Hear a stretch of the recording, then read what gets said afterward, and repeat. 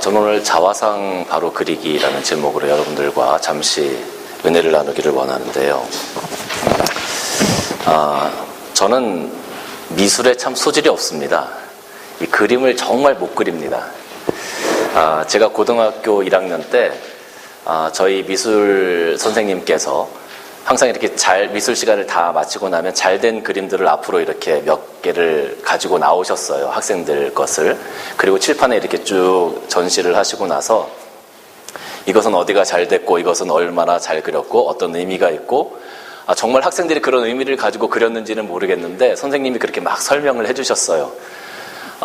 저는 그것을 바라보면서 제 그림도 앞에 한번 나가봤으면 좋겠다 이런 마음이 있었습니다. 그런데 한 번도 나간 적이 없어요. 그런데 어느 날 선생님께서 제 그림을 집으시는 거예요. 제 마음이 얼마나 그때 기뻤는지 몰라요. 내 그림이 드디어 앞에 나가는구나. 내 그림이 앞에 나가서 내 그림이 이제 친구들한테 소개가 되는구나. 이렇게 생각을 했어요.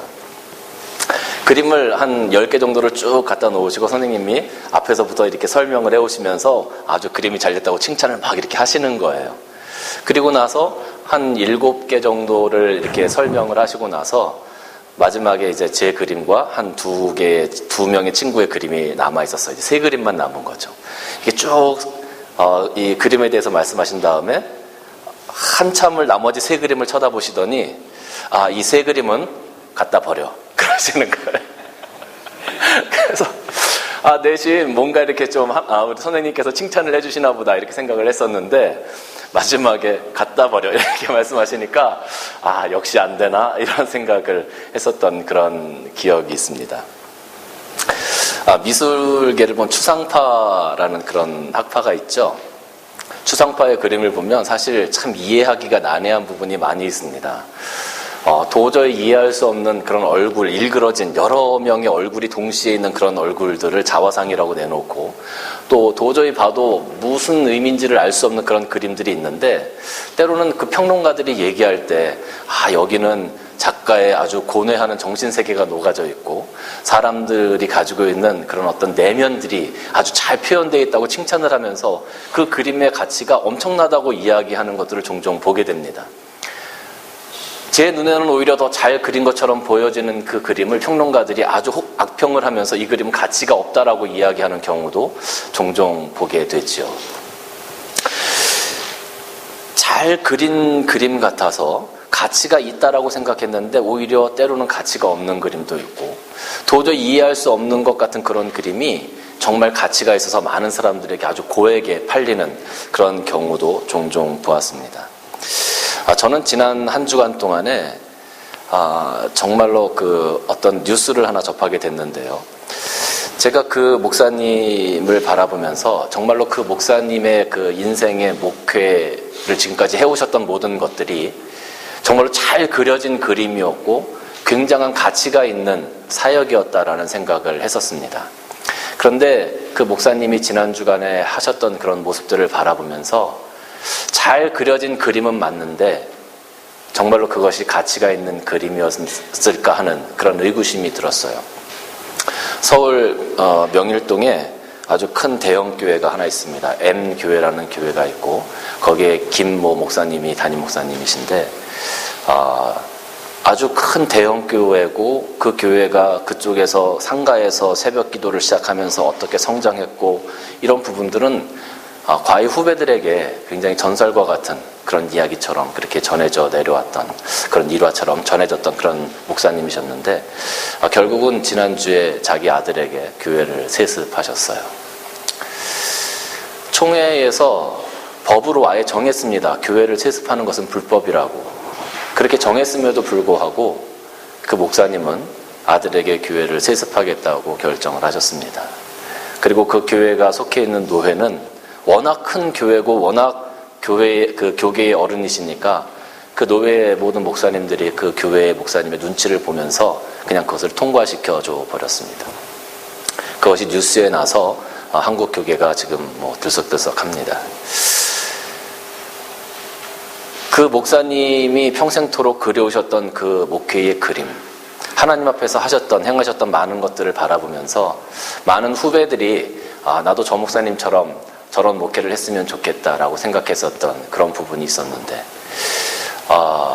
이런 일들이 있고 나니까 과연 그 목사님의 목회관이나 지금까지 해오신 모든 일들이 정말로 가치 있는 일인가, 가치 있는 그림이었는가, 가치 있는 목회였는가라는 생각을 한번 하게 되었습니다. 사실 전설이나 뭐 좋은 그 재밌는 이야기들 같은 거, 옛날 이야기들 같은 경우는 우리가 들을 때 맨 마지막에 처음에 시작되고 굉장한 어려움이 있고 그것을 잘 이겨내고 그리고 맨 마지막에는 어떻게 끝나는 걸 기대하냐 하면 그렇게 했는데 나중에 행복하게 잘 살았대요. 아주 행복하게 잘 살았대요. 혹은 그렇게 했는데 그걸 잘했더니 정말로 목숨을 잘 구해서 정말로 효자가 되었대요. 이런 좋은 해피엔딩을 사실은 우리가 많이 기대를 합니다. 그런데 만일 그 이야기가 마녀와 막 싸워서 그 마녀를 이겼는데 나중에는 그 아이가 마녀보다 더 나쁜 마녀가 되었어요. 이렇게 이야기가 끝난다면 참 그 이야기를 들을 때 좀 서글퍼지지 않을까 하는 생각을 해봐요. 저희들에게는 참 존경할 만한 목사님이셨다고 생각을 했었는데 그 끝이 오히려 우리가 생각했던 것보다 더 안 좋은 그런 끝을 보여주시니까 참 마음이 아팠습니다. 왜 그런 일이 일어날까? 왜 사람들이 정말로 하나님 앞에서 인생의 그림을 그려나갈 때 처음에 잘하고 중간까지도 잘하는데 나중에 가서 왜 그렇게 일그러진 그림을 그리게 될까? 아마 사람이 가지고 있는 끝없는 욕심 때문이 아니겠는가 그런 생각을 해봅니다. 그런 욕심에 미혹되었을 때 또 자기가 이뤄놓은 모든 것들이 하나님의 것이라고 그렇게 고백하면서 왔지만 결국은 자기가 이루어 놓은 것이라고 자기 것이라고 생각을 하기 때문에 그런 일들이 일어나지 않겠는가 하는 생각을 해봤습니다. 참으로 좀 답답한 한 주간이었습니다. 근데 오늘 본문을 보면 바울은 저희들에게 이렇게 이야기합니다. 너희가 우상에 끌리는 가치 없는 삶을 살지 말고 하나님의 성령의 인도를 받는 가치 있는 삶을 살아라 라고 말이죠. 오늘 1절 말씀을 보면 형제들아 신령한 것에 대해서 나는 너희가 알지 못하기를 원하지 아니하노니 그랬어요. 형제들아 신령한 것에 대해서는 여기서 말하는 신령한 것이라는 것은 사실 이 고린도전서 그 12장은 은사장입니다. 이 뒤에 하나님께서 우리에게 허락하신 여러 가지 은사들이 쭉 나오는데 여기서 형제들아 신령한 것에 대해서는 이라는 이 말의 신령한 것은 하나님께서 우리에게 허락하신 선물들, 기프트들, 은사들에 대해서 이야기하는 겁니다. 혹은 하나님의 은사를, 하나님의 그 거룩한 것을 믿고 나아가는 것들, 이런 의미로 우리가 해석을 할 수 있습니다. 하나님께서 허락하신 그 신령한 것들, 영적인 것들에 대해서 나는 너희가 알지 못하기를 원하지 아니하노니. 이 말이 참 어려워요. 그렇죠? 이게 가만히 보면은 모르기를 원한다는 건지 아니면 정말 알기를 원한다는 건지 이게 몇 번을 이렇게 꼬아놨어요. 옛날 성경이라서 참 말이 어려운데 근데 이 말을 가만히 보면 두 번의 이중 부정은 강한 긍정이다. 우리가 그렇게 얘기를 하죠. 그러니까 알지 못하는 것을 원치 않아. 그러니까 이중 부정이에요. 강하게 긍정하는 거예요. 다시 말하면 조금 쉽게 말하면 그런 신령한 것들에 대해서 영적인 것들에 대해서 너희가 반드시 알기를 원해. 이런 의미인 것이죠. 여러분 말씀이 있고 은사가 있습니다. 영적인 체험이 있습니다. 그러면 이 둘 중에 어떤 것이 우리들에게 더 중요할까요? 영적인 체험과 하나님의 말씀, 어떤 것이 성령이 주시는 체험과 이 하나님의 말씀, 어떤 것이 더 우리에게 중요할까요?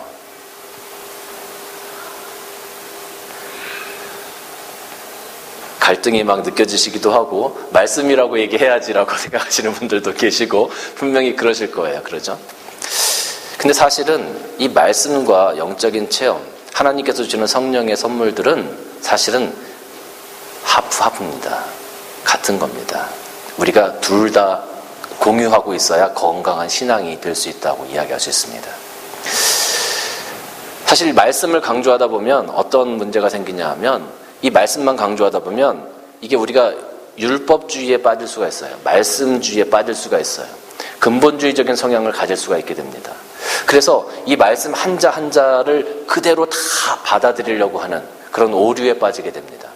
이 말씀을 우리에게 주실 때 어떤 의미로 우리에게 주셨는지, 또 이 말씀이 우리에게 올 때 그 말씀을 우리가 어떠한 마음으로 받아야 되는지, 이 말씀을 해석해서 우리가 받아야 되는데, 이 말씀에 너무 집중하다 보면 이 말씀 문자 하나, 글자 하나하나를 다 하나님 말씀 그대로 다 받아서 이 말씀의 오류에 빠지게 되는 경우가 종종 있게 되어집니다. 또 은사나 이런 부분들을 너무 강조하다 보면 우리가 신비주의나 사이비나 이런 쪽으로 빠질 수가 있게 되어져요. 그러니까 은사를 너무 강조하는 것도 사실은 좋은 것은 아닙니다. 은사를 너무 강조하다 보면 지금 한참 문제가 되고 있는 신사도 운동이라는 것이 있습니다. 신사도 운동은 자기들이 사도가 되어서 예수님의 제자들을 우리가 사도라고 부르는데, 지금도 그 사도와 같은 권위를 가지고 이 은사를 행해야 된다라고 이야기하면서 은사를 행하는 사람들이 있어요. 그런데 그 은사를 행할 때 나타나는 현상들이 조금은 성경과는 동떨어진 그런 부분들이 나타나는 경우가 있게 됩니다. 그럼에도 불구하고 그 은사주의, 신비주의를 자기들의 최선의 것으로, 말씀보다 자기들의 체험을, 영적인 체험을 더 앞서서 이야기하는 사람들이 있다는 거죠. 그럼 그것도 문제가 되는 겁니다. 결국 말씀을 베이스로 해서 우리가 하나님께서 주시는 성령의 은사를 잘 체험하고 그 성령의 기프트를 가지고 있을 때 교회를 위해서, 하나님의 나라를 위해서 겸손하게 내가 그 은사를 통해서 드러나는 것이 아니라 하나님의 영광이 드러나게끔 그 은사를 이름 없이 빚도 없이 사용할 수 있는 그런 겸손한 사람들, 겸손한 믿음들, 바른 은사관이 우리들에게 필요하다는 거죠. 그래서 이 말씀과 은사는 사실 우리들에게 있어서 양 날개와 같은 겁니다. 비행기가 날 때 두 날개가 있어야 날 수 있듯이 우리가 신앙적으로 건강해지기 위해서는 말씀만 가지고는 우리가 건강해질 수 없어요. 왜냐하면 이 말씀도 분명히 중요하지만 예수님께서 이 땅에 오셔서 사역을 하셨을 때를 한번 생각해 보세요. 예수님께서 말씀을 잘 증거하셨습니다. 천국 복음을 증거하셨습니다. 그런데 천국 복음을 증거하신 다음에 예수님께서 거기서 끝나셨나요? 아니에요. 예수님께서 기적을 행하시고 은사를 행하시고 그들의 약한 것들을 고치시고 병자들을 고쳐주셨어요. 예수님께서는 말씀과 은사의 밸런스를 잘 맞추신, 어떻게 보면 우리의 신앙의 모델과 같은 분이라는 거죠. 예수님이 이 땅에 오셔서 말씀 전하지 않으시고 은사만 행하셨나요? 아니에요. 예수님이 죽은 자를 살리셨죠. 엄청난 기적들을 행하셨습니다. 그러나 그 안에는 항상 하나님의 말씀을 같이 전하셨어요. 이것이 중요한 겁니다. 그래서 우리가 건강한 신앙을 갖기 위해서는 말씀에만 집중하는 것도, 또 은사에만 집중하는 것도 결코 바람직하지 않다라는 것이죠.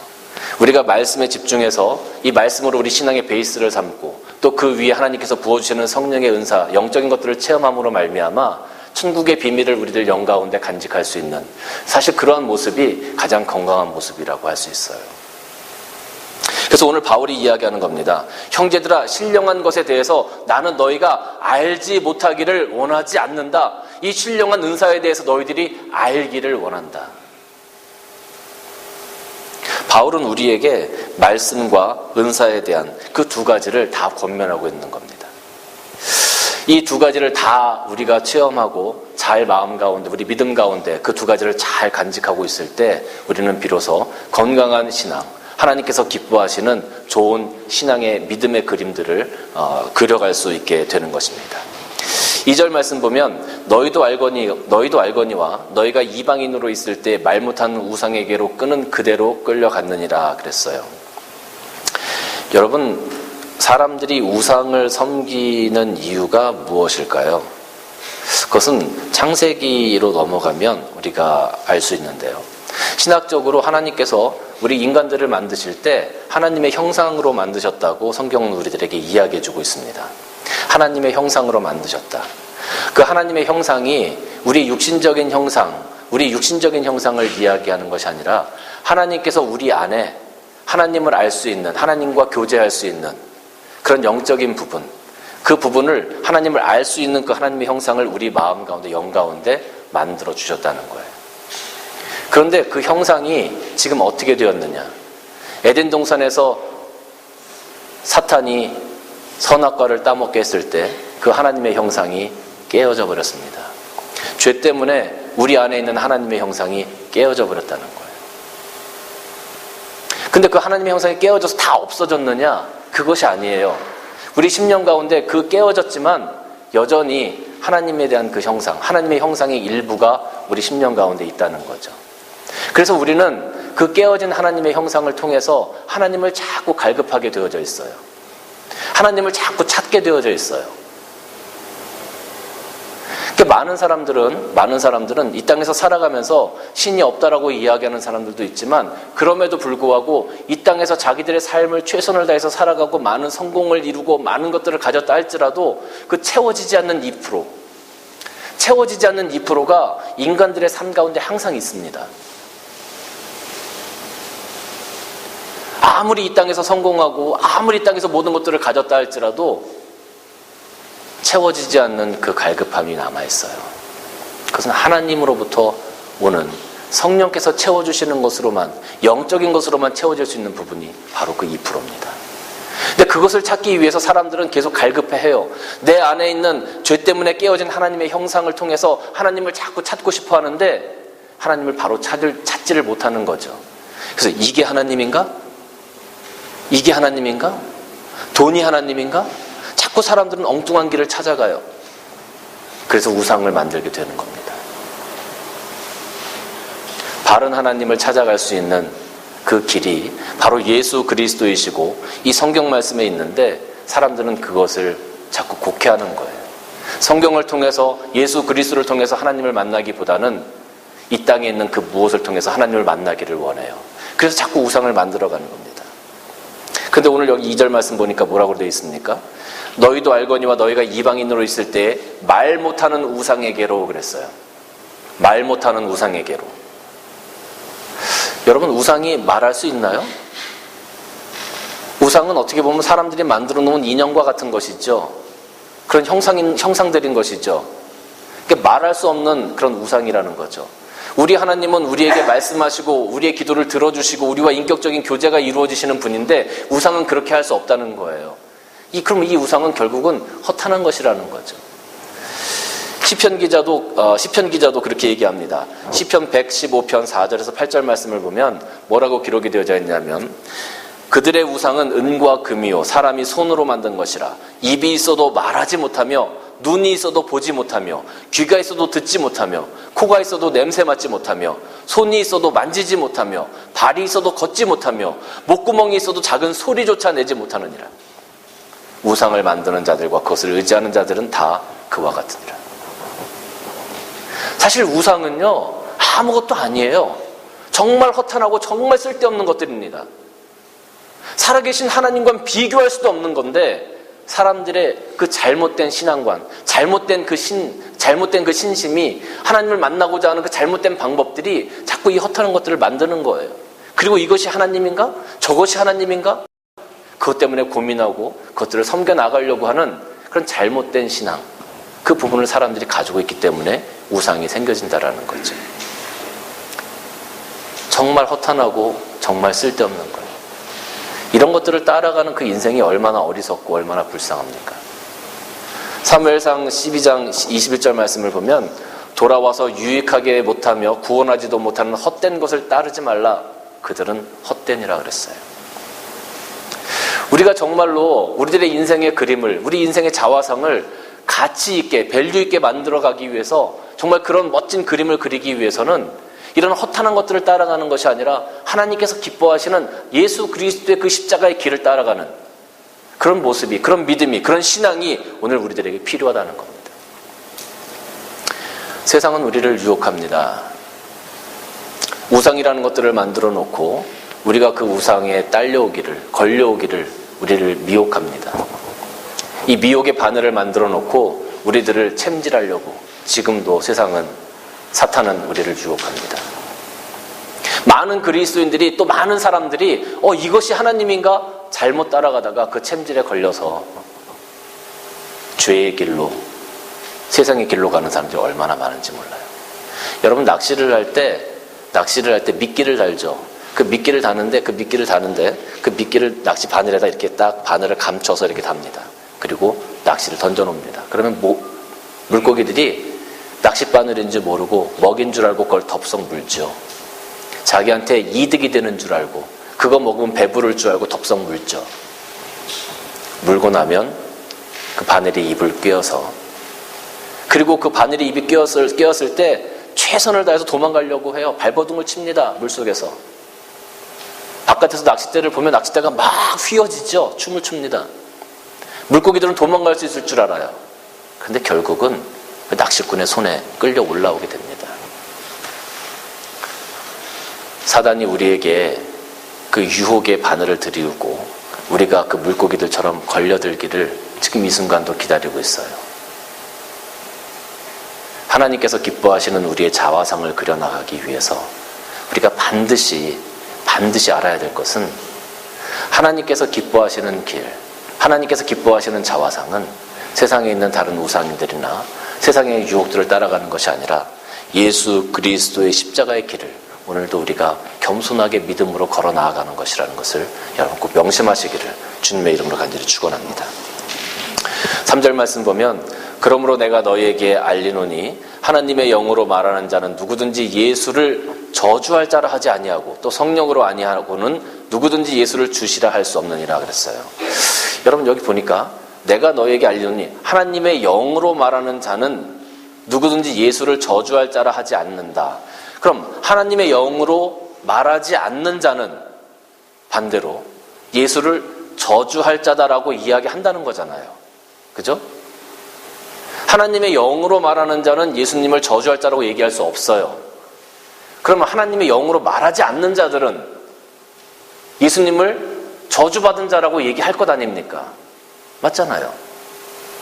근데 이 땅에서 살아가면서 예수님을 우리의 메시아로 구주로 고백하지 아니하고 저주받은 사람이다, 실패하고 죽은 사람이다라고 이야기하는 사람들이 얼마나 많은지 몰라요. 그 이유가 뭡니까? 오늘 말씀을 보면 그들은 하나님의 영으로 말하지 않기 때문에 그래요. 우리는 하나님의 영으로 말해요. 성령으로 말해요. 그래서 예수 그리스도께서 우리의 구주시라고 고백합니다. 근데 세상 사람들은 성령으로 말하지 않아요. 하나님의 영으로 말하지 않아요. 어떻게 보면 우리와 다른 영이에요. 우리는 하나님께서 주신 성령의 사람으로 살아가면서 예수 그리스도를 구주로 고백하는데, 그들은 미혹하는 영을 따라서 예수님을 구주라고 고백하지 않고 오히려 실패한 사람이라고 이야기하고 인간 중에 한 사람이라고 얘기하고 선지자 중에 한 사람이라고 이야기를 합니다. 여러분 이건 정말 엄청난 일입니다. 이 땅에서 영적인 싸움이 있다라고 제가 여러분들에게 계속 설교를 하고 있는데, 예수 그리스도를 구주로 고백하느냐 안 하느냐는 아주 치열한 영적인 싸움 가운데서 굉장히 중요한 부분이에요. 우리가 하나님의 사람으로 사느냐 하나님의 사람으로 살지 않느냐, 그것을 결정하는 키워드가 되는 겁니다.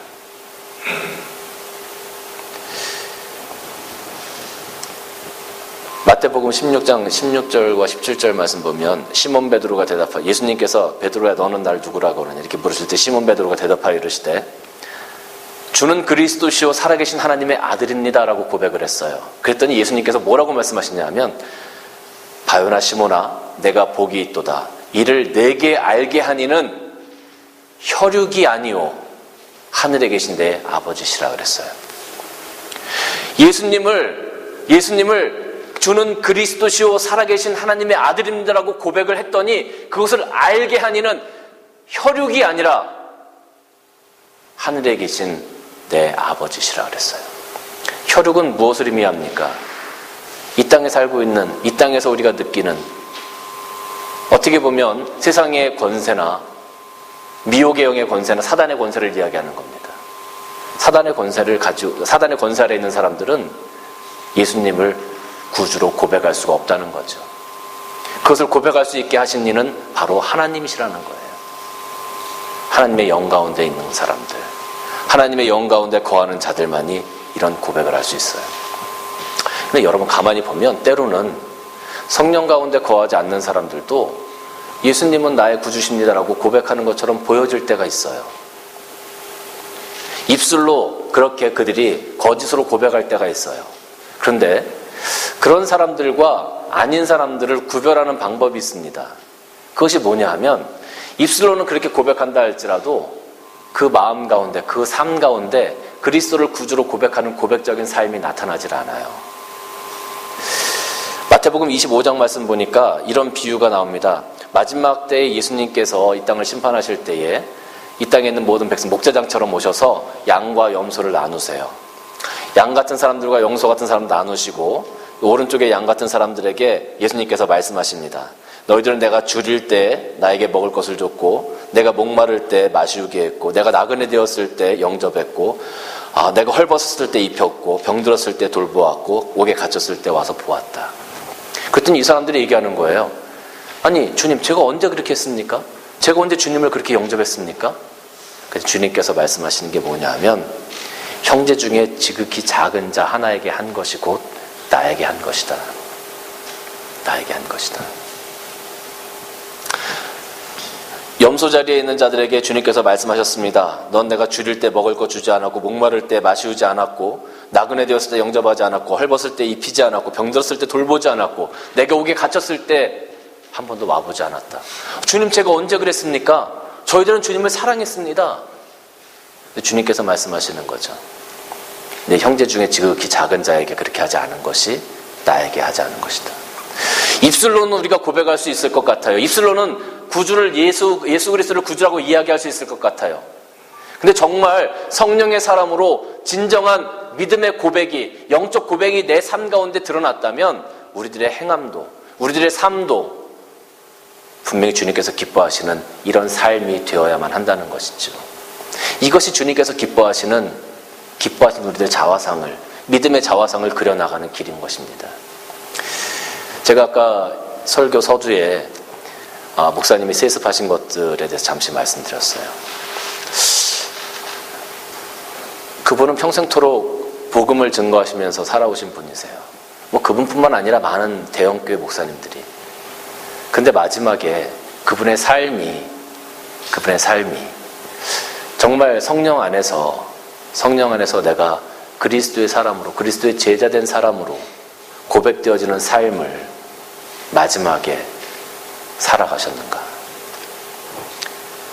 그 그림을 그릴 때, 그 인생의 그림에 인생의 자화상을 그릴 때 믿음으로 마무리를 잘해서 정말 모든 사람들이 박수 쳐주고 나도 저러한 삶을 살아가겠노라고 후배들이 존경하고 따라갈 수 있는, 또 하나님 보시기에 칭찬받을 만한 그러한 그림을 그리셨을까?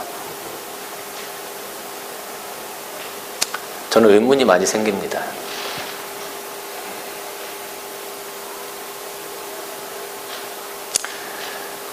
그분이 그렇게 고백하시고 하나님을 사랑하신다고 하고 지금까지 해오신 모든 사역들이 정말로 오늘 이 마태복음 25장 말씀처럼 주님께서 인정해 주실 만한 그런 삶으로 드러났을까? 그분이 섬기는 하나님과 내가 섬기는 하나님이 과연 같은 하나님인가? 그런 생각까지 들더라고요. 사랑하는 성도 여러분, 저는 여러분들이 성령의 사람들이 다 되어지시기를 원해요. 또 우리 교회가 성령의 교회가 되어지기를 원합니다. 그런 믿음 가운데 우리가 입술로 하나님을 고백하고 정말로 세상의 허탄한 것들을 따라가기보다는 예수 그리스도의 십자가가 우리 교회 가운데 세워지고 예수님께서 걸어가신 그 길이 고난의 길이든지 간에 영광의 길이든지 간에 우리가 기쁨으로 그곳에 동참할 수 있는 그런 믿음, 그런 성령의 음성에 순종할 수 있는 우리 모두가 되어지기를 저는 소망합니다.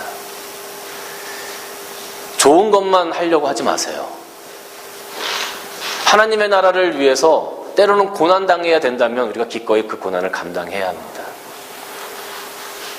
사실 가만히 생각해보면 인간적으로 평생토록 교회를, 개척교회부터 시작해서 그 큰 교회를 이루셨어요.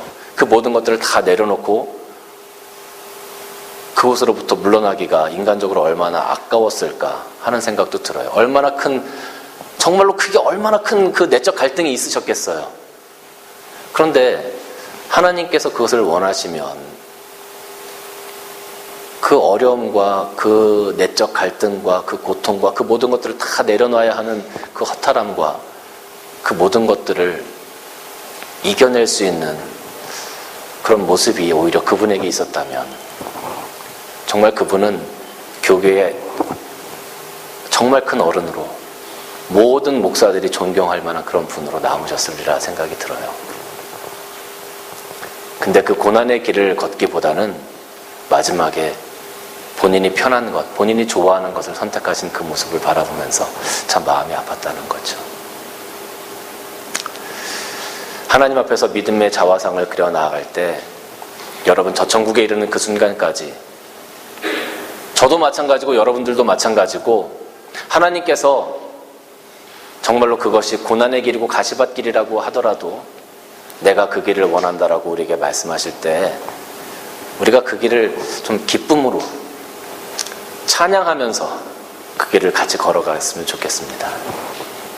우리 자녀등불교회 성도님들과 저는 또 우리 교회는 그러한 사명을 감당하는 이 시대의 모델이 되어지는 교회가 되어지시기를 주님의 이름으로 다 같이 그런 것들을 이루어 가시는 여러분들이 되시기를 주님의 이름으로 축원합니다. 기도하겠습니다.